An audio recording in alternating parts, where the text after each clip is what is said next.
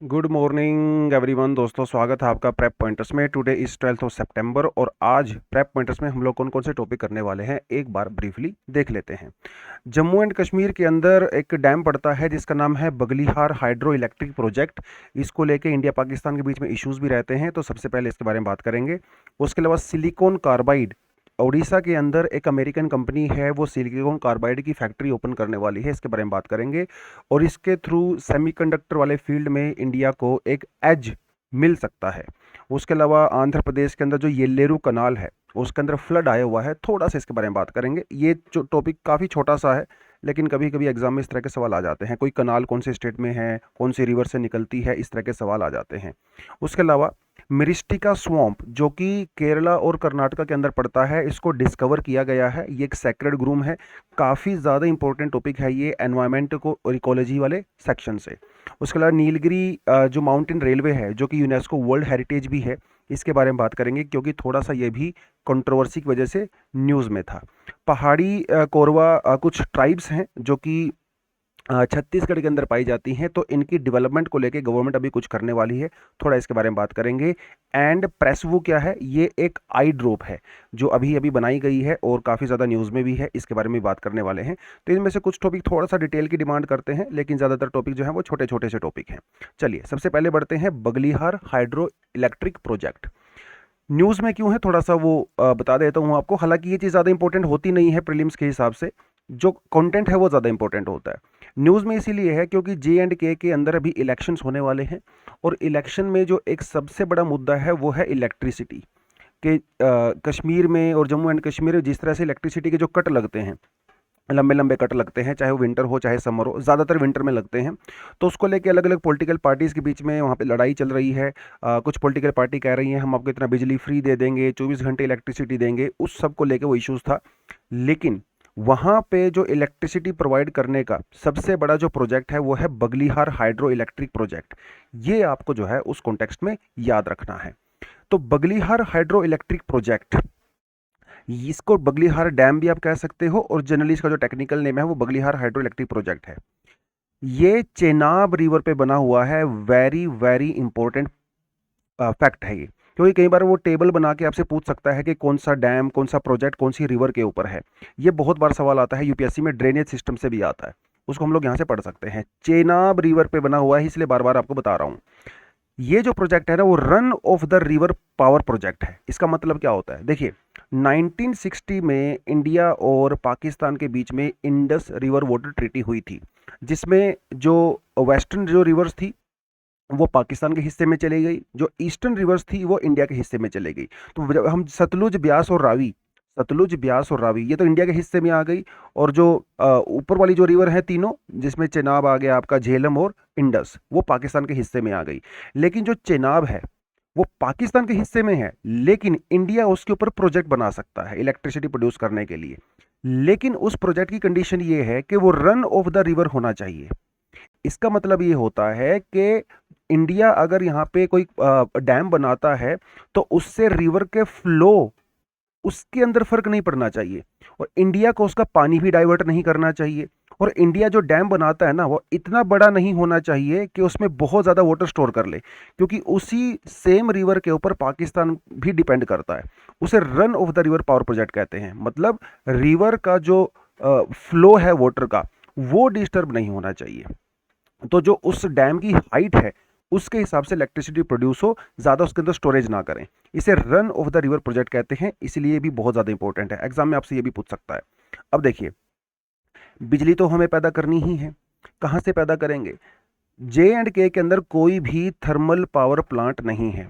वहाँ पे जो भी इलेक्ट्रिसिटी आती है वो हाइड्रो इलेक्ट्रिक पावर प्रोजेक्ट से आती है, जिनमें से सबसे बड़ा है बगलीहार। उसके अलावा छोटे छोटे कई सारे और प्रोजेक्ट हैं जिसकी वजह से वहाँ पे इलेक्ट्रिसिटी मिलती है। इस प्रोजेक्ट की कंस्ट्रक्शन 1999 के अंदर शुरू हुई थी और फाइनली 2015 के अंदर इसकी कंस्ट्रक्शन पूरी हो गई थी। $1 बिलियन का इसके ऊपर खर्चा आ गया था। जम्मू कश्मीर का ये सबसे पहला पावर प्रोजेक्ट था। 450 मेगावाट की 2 स्टेज में इसको कवर किया जाता है, तो टोटल कैपेसिटी इसकी 900 हो जाती है। जो पहली स्टेज थी इसकी 450 वाली, वो 2008-9 में कंप्लीट हो गई थी। मनमोहन सिंह जिस समय प्राइम मिनिस्टर हुआ करते थे। और फाइनली जो स्टेज इसकी कंप्लीट हुई है वो जो है अभी 2015 में हुई है। लेकिन कंट्रोवर्सी में इसलिए है क्योंकि ये रिवर पाकिस्तान को डिवोट की गई थी अंडर इंडस वाटर ट्रीटी। इसके डिज़ाइन को लेके, इसके कंस्ट्रक्शन के स्टाइल को लेके पाकिस्तान ने ऑब्जेक्शन किया। इंडिया ने कहा देखिए भाई, हम लोगों ने आपकी जो टर्म्स एंड कंडीशन थी उसकी पूरी तरह से फॉलो किया है, हम लोग ट्रीटी के अकॉर्डिंग चल रहे हैं। पाकिस्तान ने कहा नहीं नहीं, आपने डैम बहुत बड़ा बना दिया है, आपने इसके रिवर फ्लो को जो है वो चेंज कर दिया है। तो वो कंसर्न हमारे बीच में काफ़ी समय से चल रहा था, लेकिन काफ़ी सारी नेगोशिएशन होने के बावजूद भी वो फेल हो गया।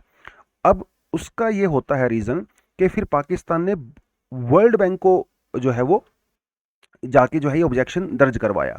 इसमें वर्ल्ड बैंक का क्या रोल है? जब इंडस वाटर ट्रीटी हुई थी वो वर्ल्ड बैंक के साथ ही हुई थी बेसिकली।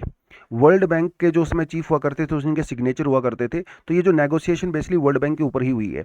और उस ट्रीटी के अंदर ये भी कहा गया था, अगर दोनों कंट्रीज किसी प्रोजेक्ट को लेकर ऑब्जेक्शन क्रिएट करती है ना, तो वर्ल्ड बैंक उसमें इंटरवीन कर सकता है। फाइनली जो अभी कंप्लेंट है, आप वर्ल्ड बैंक में जा सकते हो। तो पाकिस्तान वर्ल्ड बैंक में चला गया।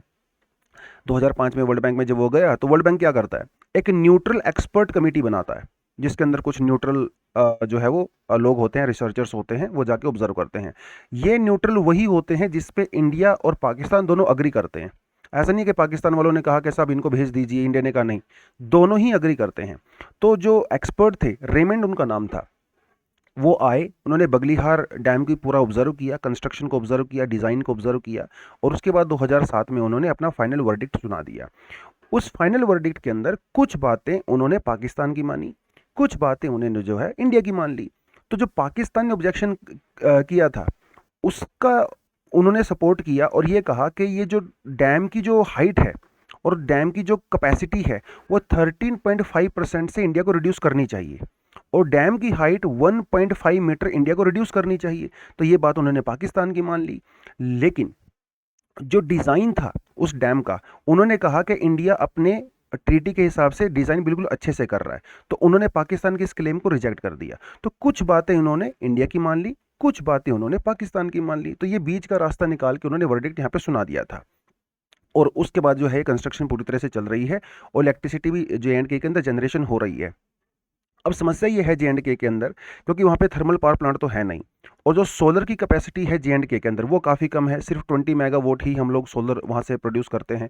हालांकि टारगेट जो है सरकार का वो 100 मेगावाट का था, उसको अभी हम लोग फुलफिल नहीं कर पाए हैं। और JNK के अंदर 50% जो इलेक्ट्रिसिटी है घरों के अंदर जो कनेक्शन है वो नॉन मीटर्ड है, मतलब वहाँ पे मीटर्स नहीं लगे हुए हैं, और 50% लोग वहाँ पे बिना मीटर के ही इलेक्ट्रिसिटी कंज्यूम करते हैं। इलेक्ट्रिसिटी थेफ्ट एक बहुत बड़ा रीज़न है JNK के अंदर, कि जिसकी वजह से वहाँ पे जो इलेक्ट्रिसिटी जनरेशन कंपनी है, प्राइवेट कंपनीज, अब वो वहाँ पे इलेक्ट्रिसिटी नहीं दे पाती हैं, क्योंकि वहाँ पे मीटर ही नहीं है लोगों के पास ऑब्वियसली। और तो JNK का जो एडमिनिस्ट्रेशन है उसके पास पैसा नहीं है।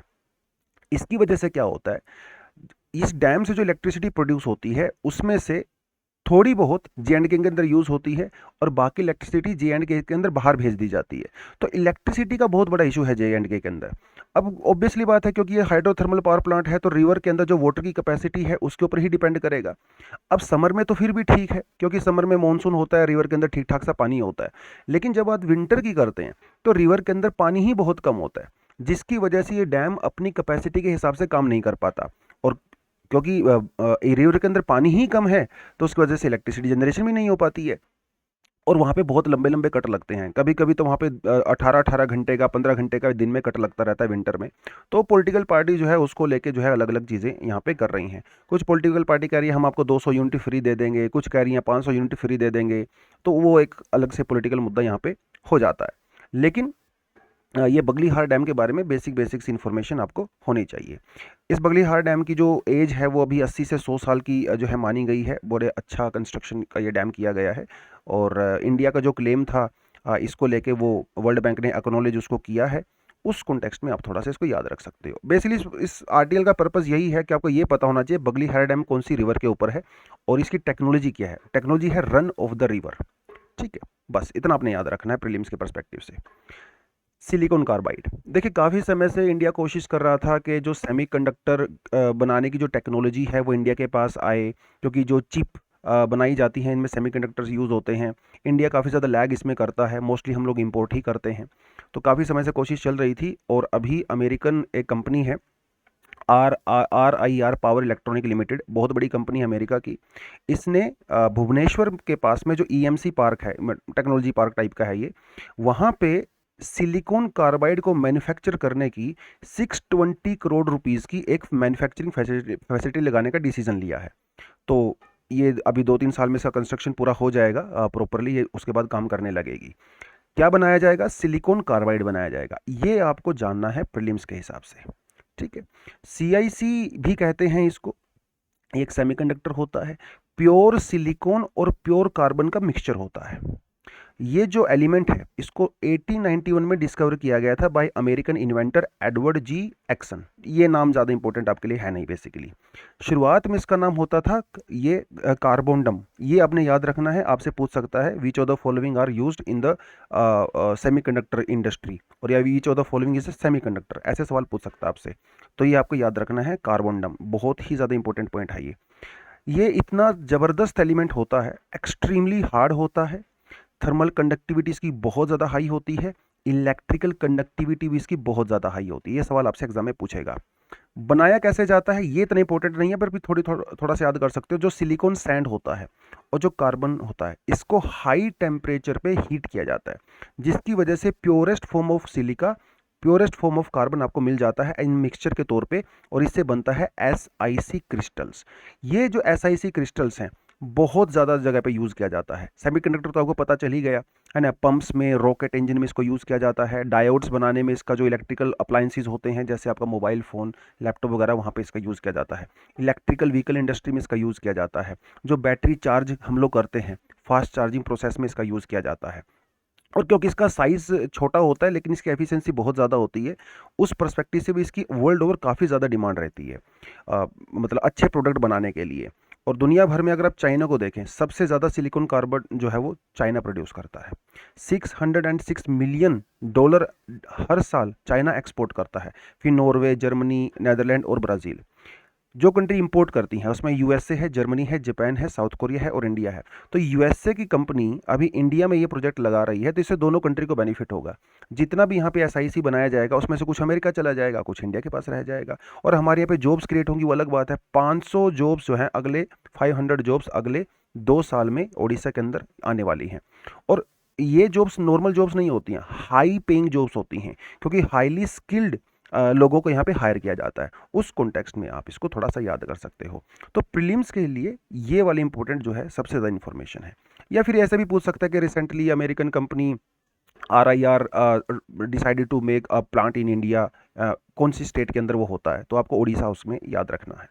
चलिए, येलेरू कनाल, इसका मेरा कोई खास पर्पज़ नहीं है आर्टिकल का, सिर्फ इतना ही पर्पज़ है, आपको ये पता होना चाहिए येलेरू कनाल कहाँ है। कई बार मैच द फॉलोइंग टाइप के क्वेश्चंस आ जाते हैं ड्रेनेज सिस्टम में, कोई कनाल, कोई डैम, कोई ऐसा आपको दे देगा वो, फिर उसको पूछेगा भाई कौन से स्टेट के अंदर पड़ता है। उतना आपको याद रखना है कि आंध्र प्रदेश के अंदर ये पड़ता है। इतनी इन्फॉर्मेशन के लिए मैंने आर्टिकल आपको दिया है। न्यूज़ में क्यों है? न्यूज़ में इसलिए है क्योंकि यहाँ पे भैया फ्लड आ गया था, ठीक है, कई सारे गांव वहाँ पे सबमर्ज हो गए। NDRF वहाँ पे आई है, इंडियन आर्मी को वहाँ पे इंक्लूड किया गया है, स्टेट डिजास्टर रिस्पांस फोर्स को वहाँ पे जो है वो इवैक्यूएशन ऑपरेशन वगैरह के लिए डाला गया है। इतना आपको याद रखना है। येलेरू कनाल एक बहुत ही इंपॉर्टेंट वाटरवे है आंध्र प्रदेश के अंदर, जिसमें इरीगेशन पर्पज़ के लिए, ड्रिंकिंग पर्पज़ के लिए वाटर को प्रोवाइड करवाया जाता है। येलेरू रिवर गोदावरी रिवर की ट्रिब्यूटरी है। This is very very important information. देखिए, पूरे आर्टिकल में 3-4 इन्फॉर्मेशन ही होते हैं जो ज़्यादा इंपॉर्टेंट होती है प्रीलिम्स के लिए, जिसमें से ये एक इन्फॉर्मेशन बहुत इंपॉर्टेंट है। येलेरू है आंध्र प्रदेश में, कौन सी रिवर की ट्रिब्यूटरी है? गोदावरी की ट्रिब्यूटरी है, ठीक है। इतना आपने बस इसको याद रखना है, बाकी इसमें कुछ जानने की जरूरत नहीं है। मिरिस्टिका स्वैम्प आज का सबसे इंपॉर्टेंट आर्टिकल है। ये मिरिस्टिका स्वैम्प क्या है? अभी कुछ रिसर्चर्स थे वेस्टर्न घाट के अंदर रिसर्च कर रहे थे, और घूमते घूमते उनको क्या मिला? एक सैक्रेड ग्रुव मिला। सैक्रेड ग्रुव क्या होता है मैं बता देता हूँ। जो लोकल कम्युनिटीज़ होती हैं, जो लोकल ट्राइबल कम्युनिटीज़ होती हैं, जंगलों वगैरह में रहती हैं, या फिर और भी हो सकती हैं, इनका कुछ जंगल होता है, उस जंगल में कुछ एरिया होता है जिसको ये बहुत ज़्यादा पवित्र मानते हैं। जैसे आपने अवतार मूवी देखी होगी, तो वहाँ पे एक सैक्रेड ग्रुव था जिसमें वो कहते थे कि उनके पूर्वजों की आत्मा यहाँ पे रहती हैं, है ना, उनकी पूजा अर्चना की जाती है। तो ये ट्राइबल्स इनको सैक्रेड ग्रुव मानती हैं, इनको प्रोटेक्ट करती हैं और मानती हैं कि इनके एंसेस्टर्स भी यहाँ पे रहते हैं, ठीक है। ये एक सैक्रेड ग्रोव है। नाम क्या है? Myristica swamp forest. स्वैम्प का मतलब होता है आप मतलब ये एक वाटर बॉडी होती है, मार्श लैंड होती है, ठीक है, उस कॉन्टेक्स्ट में आप इसको याद रखें।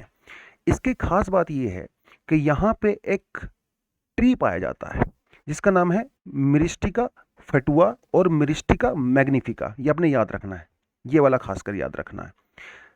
ये प्लांट एक ऐसा है जो कि अपने आप में बहुत ही ज़्यादा यूनिक है, क्योंकि इसके कुछ गिने चुने पेड़ ही पाए जाते हैं, गिने चुने पेड़। केरला के अंदर इस वैरायटी के सिर्फ और सिर्फ 20 ट्रीज हैं, थोड़े बहुत कर्नाटका में हैं। कर्नाटका और महाराष्ट्र के बॉर्डर पे जो जो कि वेस्टर्न घाट का पार्ट है, वहाँ पे इसको डिस्कवर किया गया, ठीक है। क्योंकि ये इतना यूनिक होता है अपने आप में, जो यहाँ पे जो वाटर बॉडी होती है इतनी यूनिक होती है, तो बहुत यूनिक टाइप की वेजिटेशन या यूनिक टाइप की फ्लोरा फोना आपको यहाँ पे देखने को मिलता है। जैसे कुम्बरा नाइट फ्रॉग, ये एक एम्फीबियन होता है, ये सिर्फ और सिर्फ यहीं पे पाया जाता है और कहीं पे नहीं मिलता है, ठीक है। उसके अलावा यहाँ पे फिश की स्पीसी भी है, फिश है जिसका नाम है डोकिन्सिया, ये आपको कहीं नहीं मिलेगी, सिर्फ आपको यहीं पे मिलती है। अगर आप इसका ट्री देखेंगे ना, तो थोड़ा दिखा देता हूँ आपको ट्री, देखिए ऐसा ट्री है ये, ठीक है, ये सोम ट्री है जो यहाँ पे पाया जाता है। इसकी अब रूट्स को देखें, इसकी रूट्स ऐसी क्यों हैं? क्योंकि जब रेनफॉल ज़्यादा होता है मानसून के दौरान में, तो ये पेड़ पानी के अंदर चला जाता है, वाटर लॉगिंग कंडीशंस हो जाती हैं। उस टाइम पे ये जो रूट्स होते हैं इन्हें स्टिल्ट रूट्स कहते हैं। ये एग्जाम में यूपीएससी में सवाल आ चुका है, स्टिल्ट रूट्स बोलते हैं इनको। तो ये स्टिल्ट रूट इस पेड़ की हेल्प करता है ब्रीदिंग करने में। देखिए, अगर सारे रूट्स पानी में चले जाएंगे तो ब्रीदिंग नहीं कर पाएगा प्लांट। तो ये जो स्टिल्ट रूट है इसे नी रूट भी कहते हैं, वेरी वेरी इंपॉर्टेंट पॉइंट, ठीक है। तो ये उसको सांस लेने में हेल्प करता है जब ये वाटर लॉगिंग कंडीशंस यहाँ पे हो जाती हैं, उस कॉन्टेक्स्ट में आपने इसको याद रखना है, ठीक है। इकोलॉजिकल इंपॉर्टेंस तो ऑब्वियसली इन प्लांट्स की है ही, क्योंकि ये एक्सेसिव रेन वाटर को एब्जॉर्ब करते हैं, उसकी वजह से फ्लड को कंट्रोल कर लेते हैं, और ये पेड़ कार्बन सिंक का काम भी करते हैं, बहुत ज़्यादा कार्बन एब्जॉर्ब करते हैं, तो क्लाइमेट चेंज की मिटिगेशन में हमारी हेल्प करते हैं। तो छोटी छोटी सी चीज़ें हैं। और थ्रेट की बात करें तो यूजुअली बायोडाइवर्सिटी को एक ही थ्रेट रहता है, human activities, agriculture, urbanisation, logging, illegal trafficking, वो सब यहाँ पे होता रहता है। और राइजिंग टेम्परेचर की वजह से भी यहाँ पर जो मानसून का रेनफॉल पैटर्न आजकल चेंज हो गया पिछले 20-30 सालों में, उसकी वजह से थोड़ा थ्रेट यहाँ पे बनता है। तो इसके बारे में आपको मिस्ट्रिका जो मैग्निफिका है ट्री आपको याद रखना है। ये एक ट्री, ये ट्री स्पीसी है। देखिए यूपीएससी कई बार आपको क्या करता है ना, ऐसा नाम दे देगा और फिर बोलेगा बताओ भैया ये क्या है, ये ट्री है, ये एक इंसेक्ट है, ये एक फिश है, ये एक मैमल है। ऐसे भी अजीब से सवाल यूपीएससी कई सालों से पूछ रहा है। तो सिंपली आपको याद रखना है कि ये ट्री है, फिश नहीं है, इंसेक्ट नहीं है, ठीक है। इतना भी कर लोगे ना, यहाँ से भी क्वेश्चन फंस जाता है यूपीएससी में। पिछले अगर कई साल का देखोगे ना, आप ऐसे सवाल यूपीएससी बड़े अजीब गरीब से पूछ रहा है। स्टिल्ट रूट होते हैं, ये भी आपसे सवाल पूछ सकता है इस तरह से कनेक्ट करके। वो बोलेगा आपको that Myristica magnifica is a tree species we recently discovered in the western Ghat, which of the following are the characteristics of it. उसमें आपसे पूछेगा, स्टिल्ट रूट होता है, ठीक है, इसे नी रूट भी कहता है, याद रखना ये थोड़ा सा प्रीलिम्स के पर्सपेक्टिव से। चलिए, जब हम इन टॉपिक्स को पढ़ रहे होते हैं ना, हमें ऐसे समझ में नहीं आता कि आर्टिकल क्यों इंपॉर्टेंट है, कैसे होता है। लेकिन जब यूपीएससी में ऐसे ही सवाल पूछते हैं ना, तब जाके वो रियलाइजेशन होता है कि अच्छा ये टॉपिक का कनेक्शन हम लोग ऐसे कर सकते थे। तो इसलिए थोड़ा पीवाईक्यूज को थोड़ा ऑब्जर्व करते रहिए आप लोग, क्योंकि जितना ज़्यादा पीवाईक्यूज करोगे ना, आपको आइडिया लग जाता है कि यूपीएससी कैसे क्वेश्चन फ्रेम करता है, किस तरह के सवाल इस आर्टिकल से आ सकते हैं प्रीलिम्स में, किस तरह से मेंस में आ सकते हैं। अब ये आर्टिकल देखिए वैसे तो मेंस के हिसाब से है नहीं, ठीक है, बट एग्जाम्पल देने के तो काम आ सकता है। अगर यूपीएससी में कोई ऐसा सवाल पूछ लिया जाए that biodiversity of the western Ghat is so important, है ना, डिस्कस, उसमें आप ये एग्जाम्पल दे सकते हो। करंट अफेयर का भी हो जाएगा और एक एग्जाम्पल भी हो जाएगा, उस तरह से सवाल आएगा मेंस में भी, ठीक है, एग्जाम्पल देने की में आपकी हेल्प करेगा। चलिए, the Nilgiri mountain railways, India में 3 रेलवे नेटवर्क ऐसे हैं जो कि यूनेस्को की वर्ल्ड हेरिटेज साइट के अंदर दिया हुआ है। इंडिया में 3 है, इनमें से एक है ये वाला जिसे नीलगिरी माउंटेन रेलवे कहते हैं। तमिलनाडु के अंदर जो ऊटी है, ठीक है, ऊटी वहाँ पे है। ऊटी एक बहुत ही पॉपुलर हिल स्टेशन है तमिलनाडु के अंदर, ठीक है, वहाँ पे है, 46 किलोमीटर की लेंथ है। एक तो ये हो गया। दूसरा जो हिमाचल प्रदेश में शिमला है, कालका से शिमला जो रेलवे लाइन है, ये भी वर्ल्ड हेरिटेज साइट के अंदर है, ठीक है। तीसरा आप मुझे कमेंट सेक्शन में बताएंगे कौन सी रेलवे लाइन को वर्ल्ड हेरिटेज के अंदर डाला हुआ है। अब इशू क्या है? इशू ये है कि सरकार ने ये कहा, अभी सेंट्रल गवर्नमेंट ये कह रही है कि हम लोग 15 से 20 करोड़ रुपए यहाँ पे इन्वेस्ट करेंगे, 14 पॉइंट समथिंग बेसिकली अगर एग्जैक्टली जाओगे तो। और इस रेलवे स्टेशन को हम लोग क्या करने वाले हैं, इसके अंदर रीडेवलपमेंट करेंगे। ठीक है, तो कुछ कंस्ट्रक्शन वगैरह कर रही है सरकार, पार्किंग एरिया को यहाँ पे इंक्रीज कर रही है, थोड़ा बहुत ब्यूटिफिकेशन कर रही है, लेकिन वहाँ के जो लोकल लोग हैं वो इसको अपोज कर रहे हैं। उनका कहना है कि भाई ये अंग्रेजों ने इतने साल पहले बनाया था, इसकी जो नेचुरल ब्यूटी है ना वही इसकी खास बात है, और बहुत ज़्यादा पॉपुलेशन इस एरिया में है नहीं, तो इसकी पार्किंग आप क्यों बढ़ा रहे हो, क्योंकि उसके लिए आपको पेड़ काटने पड़ेंगे। ठीक है, तो हमें इसके साथ छेड़खानी नहीं चाहिए। तो कई सारे लोग बेसिकली इसलिए इसको अपोज कर रहे हैं, और इसलिए थोड़ा सा ये न्यूज़ में था।